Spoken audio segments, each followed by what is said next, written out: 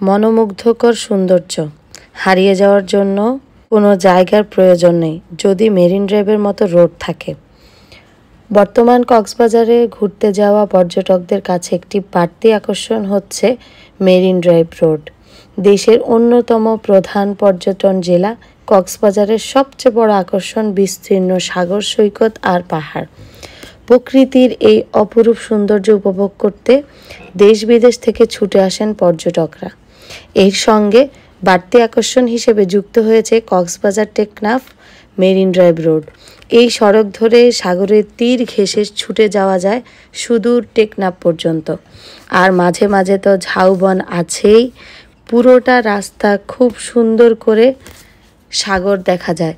পুরো রাস্তাটার এক পাশে সাগর, এক পাশে থাকে পাহাড়, যে দেখে যেন মনে হয় ছবি আঁকা।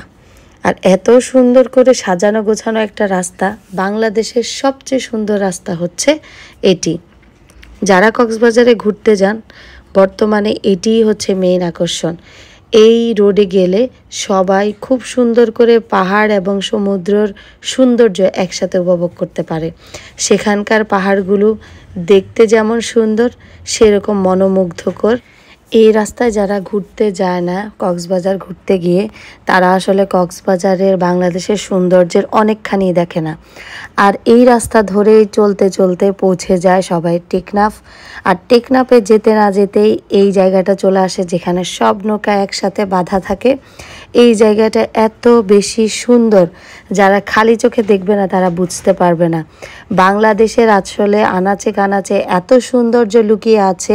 আমাদের বাংলাদেশে এত সুন্দর সুন্দর জায়গা আছে, এই জায়গাটাতে না গেলে কেউ বুঝতেই পারবে না। এত সুন্দর এই জায়গাটা, এক সাইডে পাহাড়, এক সাইডে সমুদ্র, মাঝখানে এরকম সারি সারি করে নৌকা রেখে দিয়েছে।